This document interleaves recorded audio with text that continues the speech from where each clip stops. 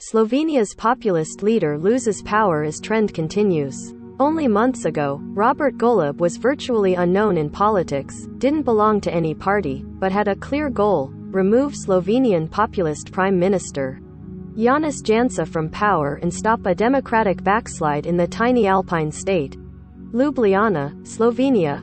Only a few months ago, Robert Golob was virtually unknown in politics, didn't belong to any party, but had a clear goal: to remove Slovenian right-wing populist Prime Minister Janez Janša from power and stop a democratic backslide in the tiny Alpine state. On Sunday, the Freedom Movement, a liberal Green party formed by Golob only in January, won Slovenia's general election, more than 10 percentage points ahead of Janša's Slovenian Democratic Party as people turned out massively to vote for change. As a party coming out of nowhere to win the election, the Freedom Movement follows a pattern seen in some other Eastern Europe states where right-wing populists lost elections mainly to newly formed parties and coalitions. Eastern Europe's populist wave already showed signs of ebbing last year, with Bulgaria's Bojko Borisov voted out of office in April and the Czech Republic's Andrej Babis losing an election in September. But some of the region's most prominent autocrats, such as Hungarian Prime Minister Viktor Orban and Serbia's President Aleksandar Vučić, have kept their tight grip on power after convincingly winning votes in their countries earlier this month. Golob, a 55-year-old energy expert and businessman who has billed the election as a referendum on democracy, said he will form the new government with other left-leaning parties and they will lead Slovenia back to freedom. People want changes and have expressed their confidence in us as the only ones who can bring those changes, he said, addressing his supporters via a video link from his home after contracting COVID-19. Janša, who was seeking his fourth term in office, reluctantly conceded the defeat.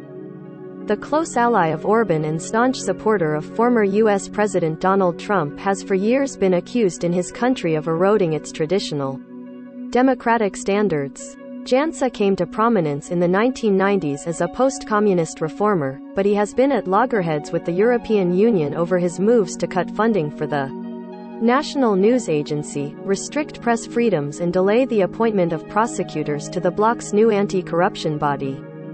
Slovenian political analyst Andras Zorko says Janša's election defeat can be attributed both to his anti-democratic stands at home and his government's harsh anti-coronavirus measures that drew massive street protests last year.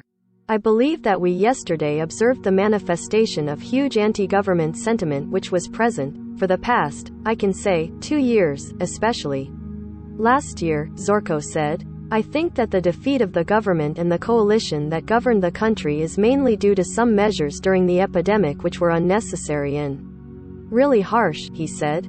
I am talking about curfew, I am talking limited moving within municipalities and some really harsh reaction towards the protesters. Last autumn, Slovenia's prominent Delo Daily said voters have put an end to the worst kind of intolerance, devastating for 2 million Slovenians. Humiliation, shaming, arbitrariness, dictatorship, injustices, curtailing of fundamental human rights and dignity. The people do not forgive that, Delo said in a commentary. AP writer Dusan Stojanovic contributed from Belgrade, Serbia.